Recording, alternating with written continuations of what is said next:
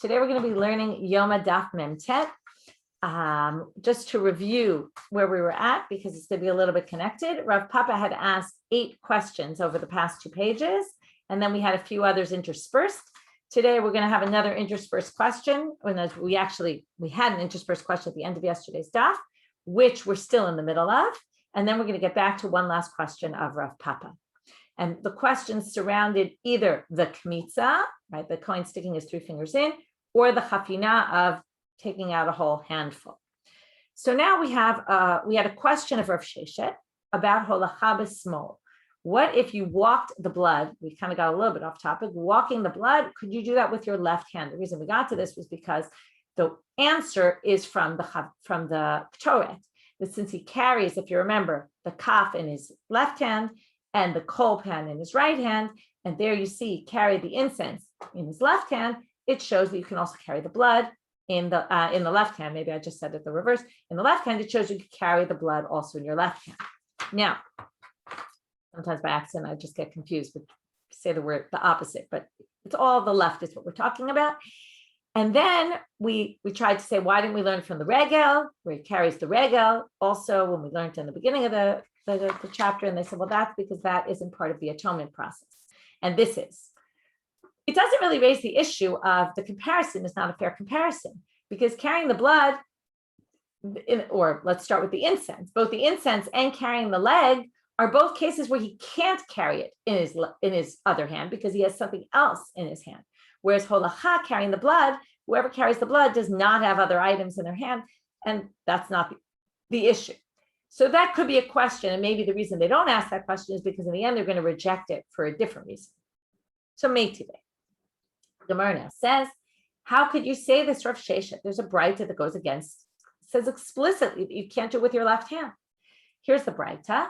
Zar ve'onein shikor u'ba'mum. These are all either a non-kohen, a zar, or a kohen who is drunk, or a ba'mum, or I accidentally skipped onein.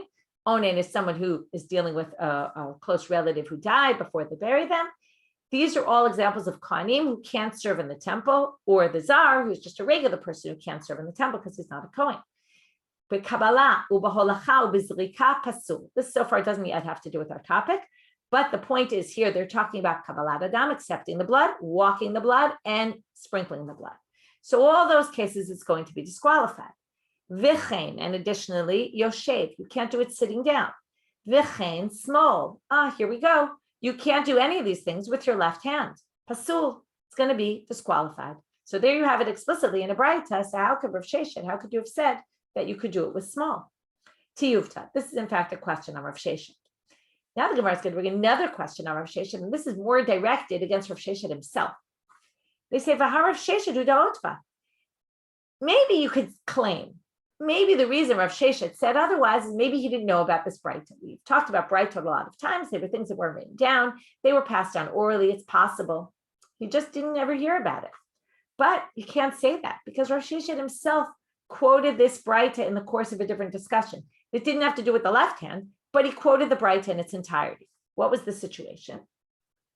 So Amar le Rav Sheshet le'moreh de Rav Chisda. He went over to the Amora of Rav Chisda. The Amora of Rav Chisda means that the rabbis had an interpreter who would both explain what they said and also magnify the sound so that people could hear it, right? They were kind of a microphone, and also they would explain. So he went to the person who worked for Rav Chisda and said, Ba'emi name Rav Chisda, please ask Rav Chisda the following question. Holacha bezar mahu. Says, ask him if a zar, a non-kohen, can do holacha. This might sound strange to you because we've learned many times, no, a zar can only do shchita. But maybe it wasn't as obvious then. So he asked him, can he do it? Amar le kshera. And Rav Chisda, interestingly enough, answered, a zar is allowed to do holacha, can carry the blood. So then, and how does Rav Chisda know this? He proves it from a verse. Umikra mesayeni, and I have a verse to prove it. Again, this is Rav Chisda telling his Amora, who then reported back to Rav Sheshet. You can see the way people got to the rabbis in those days. Like nowadays, sometimes there's big rabbis, you can't really get to them. You ask someone, and that person asks the person the question, right? There's people who are closer in the closer inner circle, they can get to the rabbi more easily. So apparently it happened then too. So he says, I have a pasuk to prove it. By Yishchetu Pesach, we're now talking about the time of Yoshiyahu, the king. in the time of Sefer Melachim, where he did a whole reformation of the temple and they did the Korban Pesach. Seems like they hadn't done the Korban Pesach for a long time. And it says there, right, many people were there. And it says, V'yishchetu Pesach, so they slaughtered it, which usually who does the slaughtering of the Pesach? Non-Kohanim. V'yizreku Kohanim miyadam, v'aleviyim mafshitim. The important words are Yizreku Kohanim miyadam. The Kohanim did the Zrikat Adam from their hands. It sounds like it's saying from the hands of the non-Kohanim. So it sounds like they walked it over and gave it to the Kohanim. So it sounds like holacha by Azar is okay. Umotiv Rav Sheshet, and Rav Sheshet says, wait a minute, how could you say that Rav Chisda says this? It says in a Braita, and now look at the Braita, he's going to quote, Zar va'onen shikoru ba'almum b'kabalau b'holacha b'zrika pasul b'chen yoshe b'chen small pasul. He quotes exactly this Braita, which says that the main point he was quoting was the Zar. A Zar can't do holacha. So how can you say the Zar can do holacha? But within this, what do we see? He quotes the part about the small. You also get to do it with your left hand. So he obviously knew this Braita. So how could he have possibly answered it? We saw on the previous page that that holacha can be done in the left hand. So in any case, they say, Batar Deshama. So first they're going to answer that question, then we're going to get back to how he asked that on Rav Papa. So they say, Batar Deshama Hadar Otva. It's chronologically what happened when. Today we're going to deal with a bunch of things about dates and who lived when. He obviously quoted this Braita after they brought a question on his opinion. First, he said you could do it with your left hand. Then they quoted him this Braita. It was left as a tiyufta, meaning your opinion is difficult, which means he probably changed his mind. He now knows about this Braita. Once he learned about this Braita, then he quoted it when he was having this discussion with the Amora of Rav Chisda. So that really shouldn't raise an issue. Then the Gemara says, now let's go back to the discussion between him and the Amora of Rav Chisda. Rav Chisda krakama. How could you give a Braita that goes against the pasuk?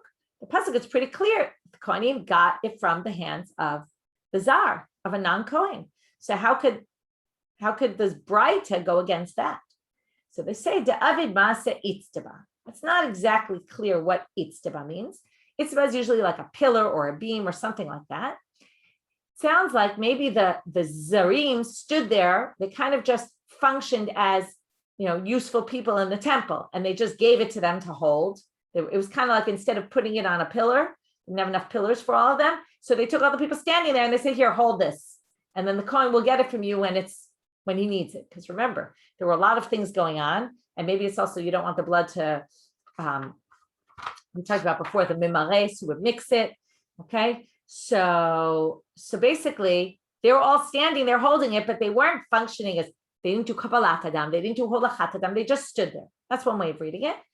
Rabbeinu Hananel has an interesting reading, which is a little bit trickier to understand how this worked. But basically he says, let me read it inside. He says, Rav Sheshet Amane Prakinan, De'avi Maaseh Itztaba, Klomar, Kulam Omei B'shura Zo, Kulam Omei B'shura, Ze Poshet Leze, Ze Moshet Leze, Ze Moshet Leze. Holacha Shelo B'regel, Ki Agavna Ve'en Holacha Behen Klal. There's something called holacha to be beregel, with your feet. So maybe they stood there, and I remember this coming up in Sugyot further on, probably in Zvachim, where it's not considered holacha if you just pass from one to the other and pass from one to the other. So it could be they stood in an assembly line format, and the Zarim, the non-Kohanim, just passed from one to the other till they got to the Kohen. And again, why would you have an assembly line? Because again, there was a lot of blood, and it just made it simpler. You just kept passing them along. And that Azar can do, because that's not considered holacha. If it was really holacha, it wouldn't be able to be done by Azar. So you have to explain that pasuk of Rav Chisda in some other manner. Now, as I told you, we're going to get back to Rav Papa, and we have the final question of Rav Papa, which is just like the other questions, is going to end in a teku. What if until now we assumed who did the chafina, the gathering the incense by his handful, the Kohen Gadol. What if, now what do you need? You need meloch hofnav. Remember, it didn't say bichofnav, it said meloch hofnav. So until now we said, okay, you can't use a measuring utensil, you have to use your hands. At least we suggested, it seems that way. Then we're saying, what if someone else filled up and then took it out of the pan and put it, remember they brought him a big pan of incense, and put it into his hands. meaning he didn't do the chofen himself. Someone else did it, but put it into the Kohen Gadol's hands. Does that work? Do you need melo chofnav binan? As long as you have a handful, it doesn't matter how you got the handful. V'ha'ika, and yet there is. O dilma v'lakach v'hevi.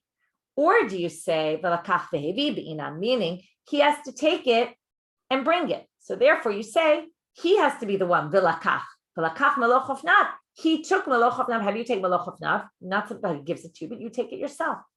So v'ha'lekan, this doesn't have that, so maybe you can't take it. We don't really know the answer.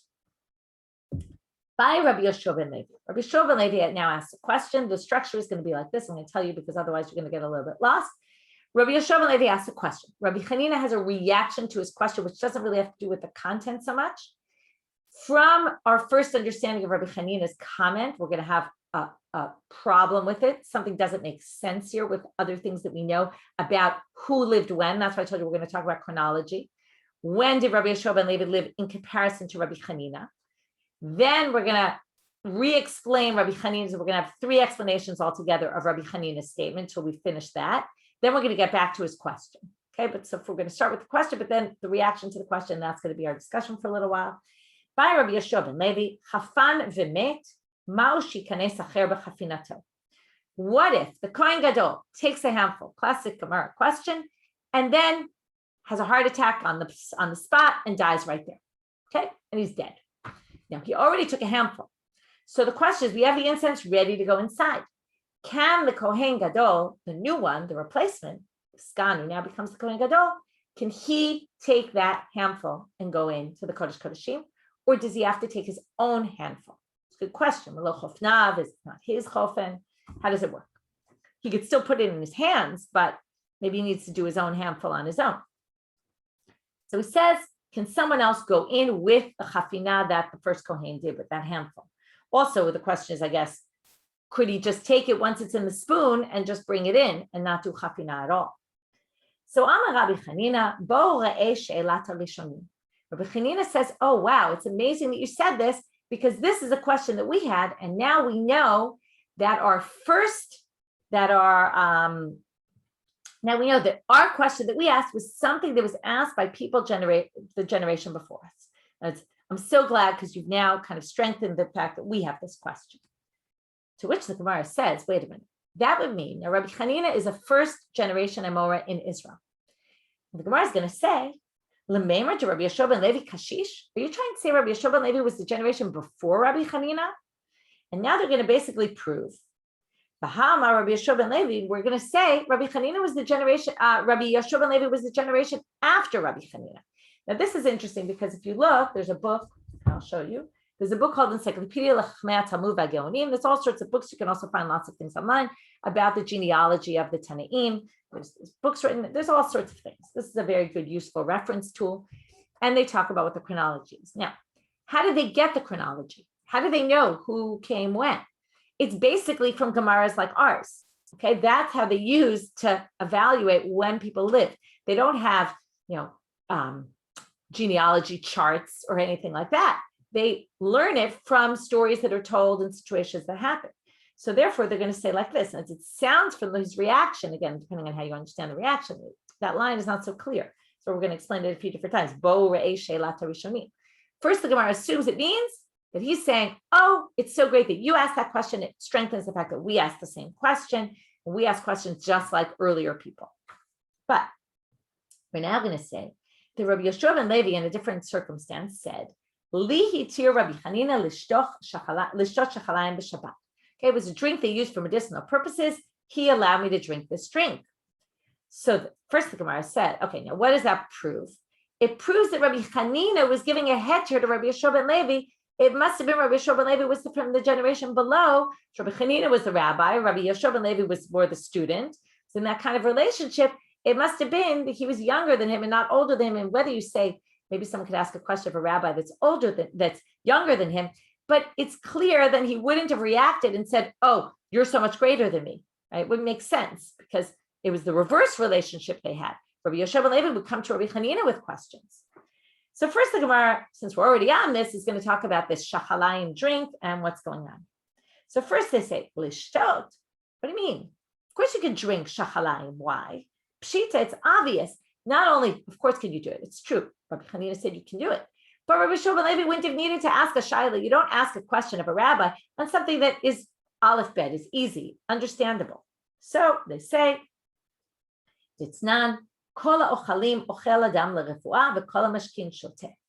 It says that all foods people drink, that if it's a food that people both eat as in a normal way and eat as medicine, okay, right? There's certain things that a doctor might say, or I always was brought up on this: drink lots of fluids, have tea when you're sick, chicken soup, all those things, right?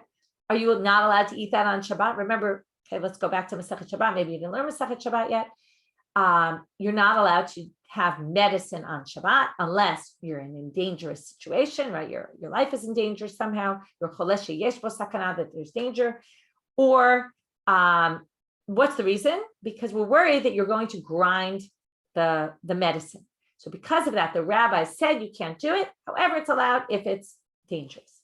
But it's also allowed, you can't say you can have chicken soup on Shabbat, even if you're sick, right? Maybe if you're not sick, of course, you can have chicken soup on Shabbat. It's not medicine. But if you're sick and you want to have it to make yourself feel better, of course you can have that on Shabbat because that's just food. It doesn't look like you're having medicine. And people will think, oh, I can grind spices on Shabbat. I can grind herbs on Shabbat for my medicine. So therefore, anything that's normally a drink or normally food, you can do. And therefore, the shachalayim drink was something normally people ate and people drank. Therefore, it's not that. So since you can eat or drink any normal drink, that's fine. Ella, so it can't be that. Ella lishchok v'lishtot shachalayim b'Shabbat.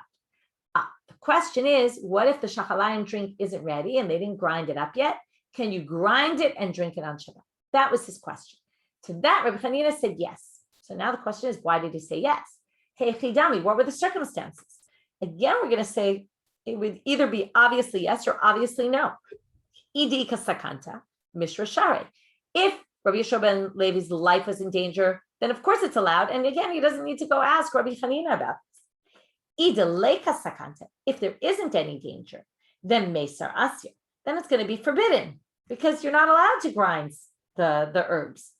So what do they answer? La'olam di kasakanta. There really was danger to his life. The hachi kamit ba'iled. But this was his question. His question wasn't, am I allowed to grind these on Shabbat? Of course you are. But what's the question? Because that's what we call pikuach nefesh, to save a life. But mi masya denechol alei shabta, o lo masya v'lo nechol alei shabta. Is this going to cure me or not?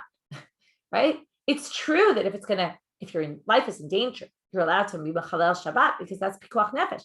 The question is though, is this act going to actually save me? You can't just do anything mishum pikuach nefesh, even if it's not going to help you. What he was trying to say is, Rabbi Hanina, and then this is really a medical question, or a question, what we say in Hebrew, mitziut. It was the reality.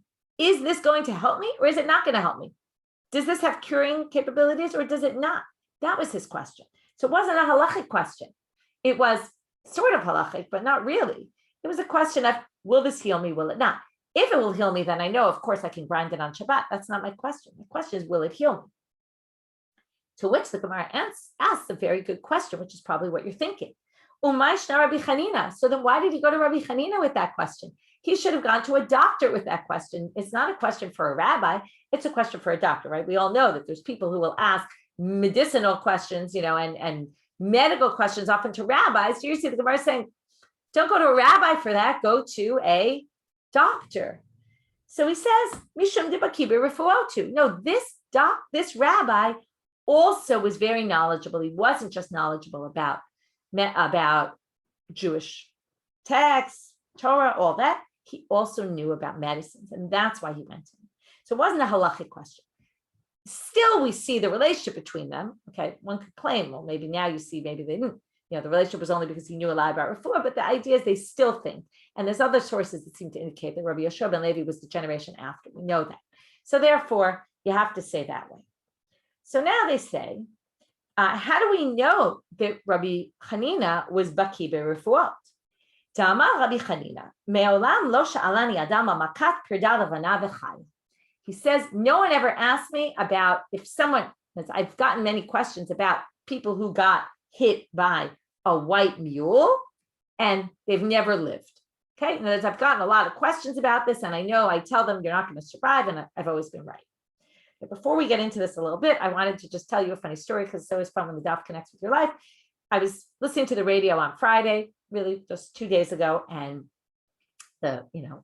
those not living in Israel know one of the biggest news items is the government. Will we have a government? Will we not? So you would expect the first story to be about that, even though obviously nothing has changed and everyone's just still waiting, but they always talk about it. Anyway, first news story was a traffic accident. Second news story was another traffic accident. Okay, those are pretty severe. Understandable that that's the first news and the second news story. The third news story was a man got hit by a cow. And then, he was injured which we looked at each other like, a cow? That doesn't normally happen on a regular day. And that's a third news story. And then they moved on to elections. And I thought it was such an interesting thing, especially coming from America. You would not expect to hear that kind of a thing on the news. I've been living in Israel a long time. You still don't normally hear that in Israel. Anyway, someone was attacked by a cow. I laughed because this Pirda Levana had attacked it. And you think, oh, that's only then. These things don't happen nowadays. But it actually made it into it was the 3:00 news or something. Okay, so you see how desperate they are for news on Friday afternoons in Israel. So anyway, the Gemara now says, okay, so that's proven. It's clear he deals with medicinal issues. I don't know whether you call it medicinal, but okay. So then they say, wait a minute. What he says, though, isn't true. We've seen people who've gotten hit by mules, white mules, and they survived. So they say, Ema b'chayat. Oh, what they mean is they haven't healed. In other words, if you get a wound from an injury from a white mule, the injury won't heal. You'll be fine, you'll survive, but your injury will never heal. Gemara says, but we have seen that people heal from those kind of wounds. So still, what he said doesn't make any sense. This is, again, people from a later generation talking about something that someone earlier said. It doesn't make sense. They say, oh, we're not talking about the white mules that you're thinking of. We're actually talking about red mules who the top of their feet is white, and that's why he called them white mules, and it's not what you're thinking of. Probably they didn't even know mules of that kind, and they're basically saying, so don't ask your questions because it was some unique mule that you don't even really know about. And then with that, they make, Rabbi Hanina said, makes sense. Okay, that's really an aside. In any case, okay, now that was an aside from the aside. Now we're in the middle aside before we get back to the original question. So they say, but from all of this that we've just seen, Rabbi Hanina Kashish. It was clear that Rabbi Hanina was in a more senior position. He was older than Rabbi Yoshua ben Levi. So his statement doesn't make sense. So now we're going to try to explain his statement in a different way.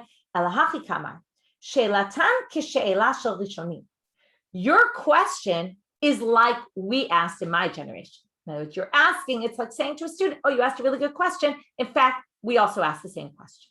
Okay, and then you would assume Rabbi Hanina had the same question that he asked. Okay, hopefully you can remember what the question is. I'll go back over it because we've been very distracted by the question. The question is, Chafan v'met, if the first Kohen Gadol does the chafina, the handful, then he dies, can he the new Kohen just take what he had taken in his hands? It's now in the spoon, and he brings the spoon into the temple, and no problem. So now what we assume is, Rabbi Shimon Levi asked the question. Rabbi Hanina says, oh, I have the same question. But there's a problem with that. Rabbi Hanina couldn't possibly have said that because of a different debate. And where Rabbi Hanina sides on that debate.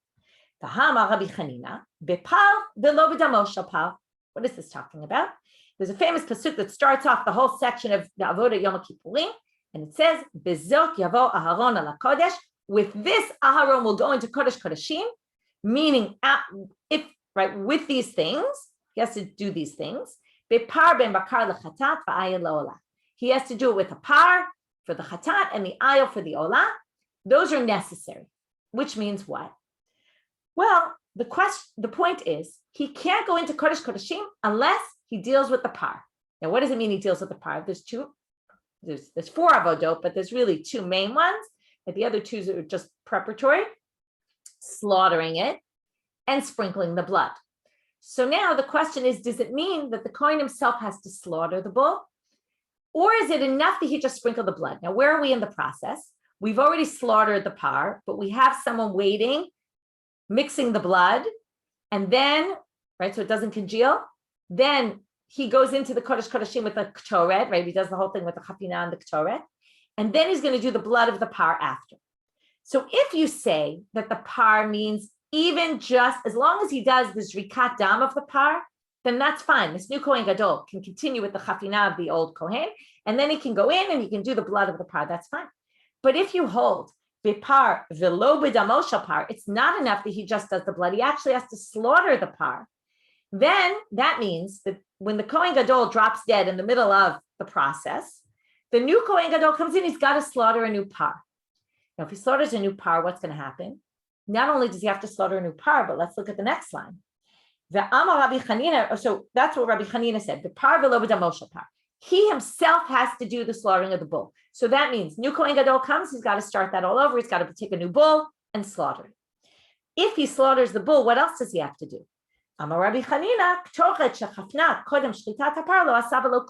You can't do those two things out of order.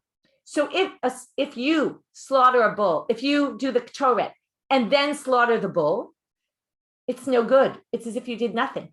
That means that he has to slaughter the bull. After he slaughters the bull, he has to go back into the order, and he has to do the chafinat ketoret.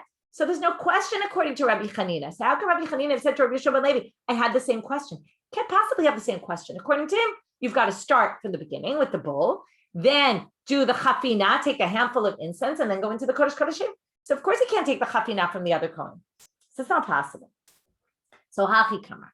Third reading, as I told you, we're going to read that line 3 times. First, we thought that he was saying, oh, very nice that you asked that question because we asked the same question and you're greater than us, so wow. Second was, oh, you asked the same question that we asked, so you're right. You should feel good that you asked the question that we also asked. But Rabbi Chanina didn't ask that question. So now we're going to say, hachi kamar. From the fact that you're asking me this question, I can tell where you side on that machloket. You must hold it different than I do, which is you can go in as long as you do the blood of the par, that's sufficient, which means you don't have to re-slaughter the par, which means that you can continue the process from where he left off, which means that you have a question. And that question, ulemai desvirale, my friends who disagree with me about this and think bepar va'afilu b'damo par, you can even go in with the blood of the par, shelatok shelata rishonim.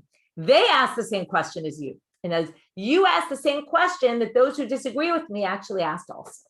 And then he's saying, Rabbi Yeshua ben Levi, you asked a question from those of the previous generation. It's just not that I asked it. It's people who disagree with me asked that question. Okay, that was all a big aside. In terms, let's go back to the question now and find out my havela. So what's the answer? Does he have to do a new chafina or not? Rav Papa answers the question in the following way. It depends on a different machloket. We mentioned this yesterday, that there's a machloket about, are you chofen v'chozer v'chofen? Either yesterday or Friday, I don't remember anymore, but when you did the first handful, then you put it in the spoon, then you go into Kodesh Kodeshim, do you have to put it back into your hands? Okay, that was a question. So now we're going to say, Rav Papa says it depends where you hold on that debate. If you hold chofen v'chozer v'chofen, that you're going to have to do a new handful, put the incense from the spoon back into your hand. If you do that, then we don't really have a question. Then yeah, sure, the new Kohen Gadol can just take the kaf from the other Kohen, bring it inside. He's going to anyway put it in his hands later on. So since he's going to do chafina later, it should be fine.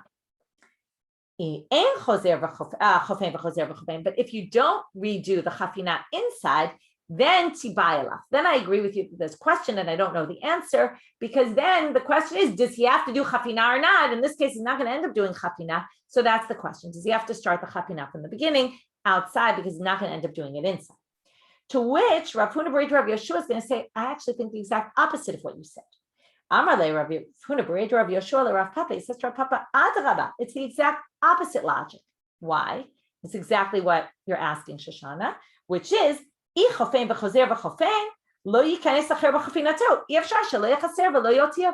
gets into his hands, it's not going to be the exact same amount anymore, because his hands are not the same as his hands, and a chafina has to be the exact right size. So therefore, it can't possibly be that it would work. Obviously, if you have to do a new chafina inside, and the chafina has to be the exact size of your hands, there's no way these two kohanim have the exact same hand size, and therefore it's going to, and it's yefshar, we already said, can't be a little more, it can't be a little less, there's no way. But if you don't do it again inside, then tibailach. Then we're going to have a question, because then it doesn't really matter the size. It doesn't have to do with his hands at all, the new Kohen Gadol. So therefore, maybe it's fine that he just bring in the handful of the other person. But maybe it's not. We don't know. And now they're going to say, and this is all based on this machloket about Ibailahu. They asked the following question: Chofen v'choser v'chofen olo. And this is why we said before, it can't be that that's what the Mishnah is talking about. If you remember, kachi midata, because they tried to explain the Mishnah in one way about this, and they said it can't be because the question was asked by the Amoraim, which is here. Here's where the Gemara asked it, which means if it was obvious from the Mishnah, they wouldn't have asked the question. So let's see, the question, we're actually going to have an answer. Tashma, let's learn from here. So they try to bring an answer. The first answer is not going to work, but the second one will. They try to learn it from our Mishnah. Remember, it said the small hands, small measurement, big hands, big measurement, and this is its size. We didn't know what this meant. My love, again, they're going to suggest here. Maybe it means just it has to be the exact same measurement inside and outside, which means that it has to be done in the same way, which means that you have to do chafina again inside. And there's two ways to understand this, but we'll stick with that reading of this. To which the Gemara says, no, it doesn't necessarily side on any side of this machloket. You could say this means something totally different, which matches the way we understood it yesterday. Maybe you could just outside the temple or somewhere else measure what your handful is, make a kli that's exact, or find a kli that's exactly that size. Use the kli instead of your hands. Maybe that's what it means, that it's all about the measurement, not necessarily your hands. Inami shelo yachsav shelo yotir, or maybe it means it has to be exact. It has to be exactly that size. Can't be any more, can't be any less. And maybe that's what it means. It has nothing to do with chofen v'choser v'chofen. But let's try another source. Tashma. Sorry, I meant to bring a big pot or something to show you how to do this, but I didn't. But we'll try to use my water bottle as an example. Ketzad hu oseh. Okay, and for this you can use the pictures also. This is a little bit complicated, and I can't promise that I understand it 100%. I assume, as in usual, there's a bunch of different ways of reading. I mean, I know there are different ways of reading because I read a bunch of different interpretations, tried to come up with what makes sense to me. But basically, what does the Kohen do when he goes into the Kodesh Kodeshim? We now have a problem. What's the problem?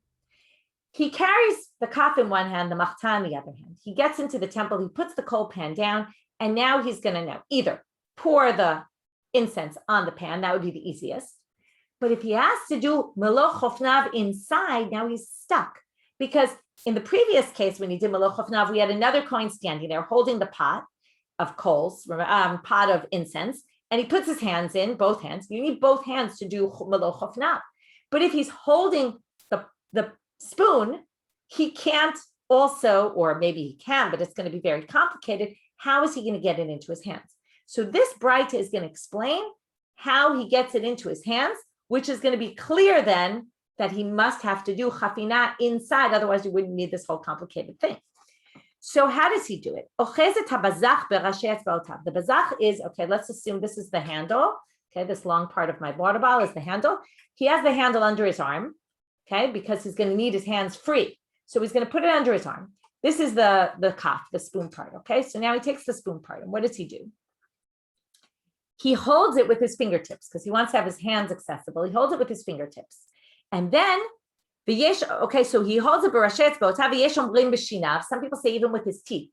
Okay, we're going to see how exactly he does it with his teeth is a little complicated. We even talked about you shouldn't do things with your teeth, but maybe here you really have no choice, right? It goes again to this concept of there's the ideal, and then there's when you have no choice, you have no other way to do it. Now, he lifts up this thing with his thumb, okay, picks it, turns it to the side with his thumb, okay? Okay, this again, it's a little bit tricky. Some people say he pushes the handle in a little bit, and then I guess he has it closer to his body. I'm not exactly sure.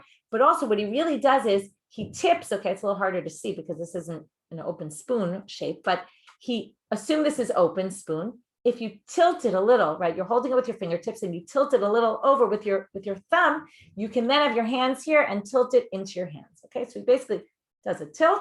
There's a picture of it in the sheets, but again, the picture shows like one way. It's not exactly clear. That's the only interpretation here. So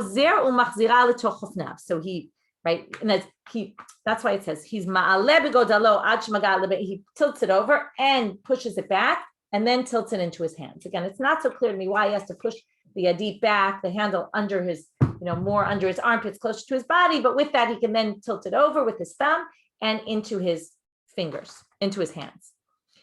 Then, okay, that already proved to us that it's clear he has to do chafina, otherwise we wouldn't get into this crazy complicated thing because, right, okay, now, vitzovra, now when he dumps it from his hands into the coal pan that's sitting down or on the floor, he does it all at once, okay? It's like when you put pasta into a pot, right? What happens if you dump the whole box of pasta all at once? You have a nice boiling pot of water, immediately it will, right? It'll all go in, okay? Actually, maybe it's not the best example, but okay, maybe I'll give you that example just to show you. If you put the whole thing in at once, what happens? Yeah, actually, it is a good example. The water will stop boiling immediately, right? Usually what happens when you dump the pasta. If you dump it very slowly and you put a little bit at a time, it'll retain its boil, okay? So that's what they're going to say here. The first opinion says, sovla, you dump the whole thing at once. You don't want the smoke to go right up. Why not? Well, the Kohen might start choking on it. He's right next to it, and you have this huge smoke thing going up. You might start choking. So because of that, he dumps it all at once so it doesn't smoke up immediately. Some people say, no, mifazra, put it lightly, a little bit at a time. It'll retain the heat, and what will happen? Smoke will start rising immediately. Less smoke, but it will be smoke rising immediately. Why do you want the smoke to rise immediately? You want it to come very quickly. But why do you want it to come quickly? Because you don't want to see the Kodesh Kodeshim. Remember, that's the whole thing. Remember the Machloket Stukim Prushim. The Stukim said, do the whole smoke outside and go in with the stuff already smoking up so that you don't see the Kodesh Kodeshim at all. The Prushim said, no. We go into the Kodesh Kodeshim, you do it inside, but you still have to have this element that you don't really want to see the Kodesh Kodeshim. So you want it to start smoking up right away. So that's the debate here. Do we need it to smoke up right away? Or do we also want to make sure that, again, practicality has to come into play here. We don't want you to start choking on the smoke, so maybe you do it slowly. So there's machloket about that. So now they say, and now you might understand this line a lot better. Zoe avodat kashasha b'mikdash. This was not so simple, right? Now, what wasn't so simple? So there's a debate about what it is. Is it the chafina part? Is it getting the smoke going? Is it, so that you don't choke? Is it so that you don't get burnt? I mean, not only that, you're dealing with these hot coals and maybe so you don't get burnt. There's all different possibilities. There's a long Tosfot about what exactly is the difficulty about this, but you could already see why this was a little bit difficult. It wasn't just putting the stuff in your hands. That's pretty easy. It's the later part, which is when you're in the Kodesh Kodeshim, how do you finagle, manage everything with two hands only, and you've got the coal pan and you've got the spoon, and then you've got to put the coal pan down, get everything off into your hands, manage to get it into the fire, do it properly, either dump all at once or dump in stages. It's not so easy. To which the Gemara asks, again, a little bit off topic, Zohi Vitula, what do you mean? This is and not other things? We already learned there were other things. Vayika Malika, Vayika Kmitza. So Malika was complicated. Also Kmitza was complicated. Ela Zohi Avodah Kasha Me Avodot Kodesh B'Mikdash. This is one of them. Okay. Now, anyway, back to our topic. What did we learn from here? Shmamina, Chofen B'Chozer B'Chofen Shmamina. We can infer from here that he had to do the chafina inside. Otherwise, they certainly wouldn't go through this whole long explanation. Okay. Now getting to the last question for today, Ibayilhu. And this goes back to this machloket par, afilu b'damosha par, or lo b'damosha par. Okay, Ibayilhu. Shachat v'meik mahu. What if he slaughters the par and then he dies?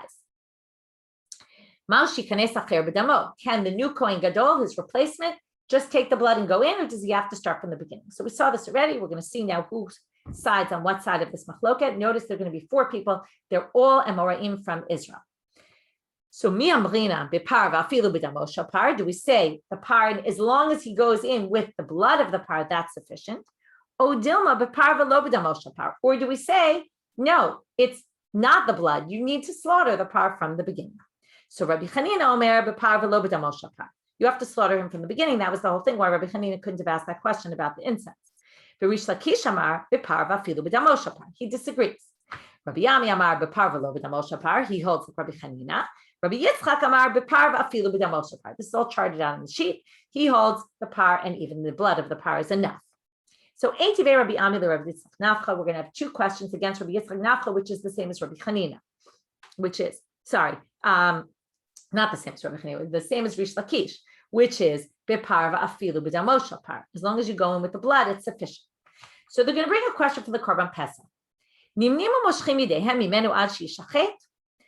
you remember, we learned about, the pasuk says, it's even in the Torah or here, if you don't have a seh in your house, what do? You join another group, remember?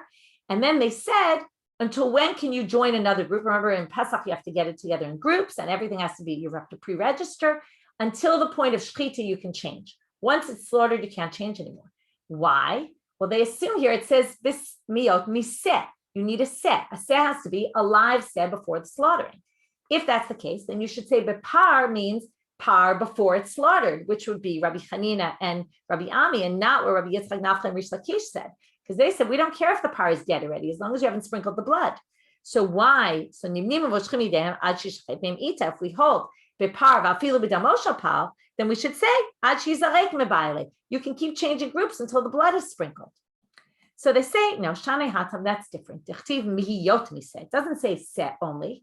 It says mihiyot miseh, and they darshan hey and chet in the world of drashot are equal almost. Michayute deseh. It has to be a live set. So they say there it's a special drasha for Pesach that you can't learn from here to our case. Matim or Zutra, but he's going to bring another source where it talks about pidyon chamor. You're supposed to redeem your firstborn chamor. You can redeem it by monetary value equal to this chamor, or you can redeem it with something lesser value if it is a seh. Okay, if it's a lamb. So now it says, but ain podin lo be'ega v'lo b'chaya. You can't use a different animal in place if it's not the same value as the donkey. V'lo b'shchuta, and not a slaughtered seh. What do you see here? It's not going to be considered seh if it's already slaughtered, which again goes against, it'll be a par even if it's slaughtered as long as you haven't sprinkled the blood. V'lo b'treifa, v'lo b'kilayim, v'lo b'koi, all sorts of other cases. If it's treifa, it's going to die soon. If it's kilayim, if it's a mixed breed of a seh, if it's a koi, which is a suffix animal or domesticated or non-domesticated animal, ela b'seh, has to be a seh. The main point here is it can't be a slaughtered seh. So again, seh means live and not slaughtered. And here, according to those who say even the blood of the par is enough, we don't care if the par is dead, it's still considered that you did it with the par.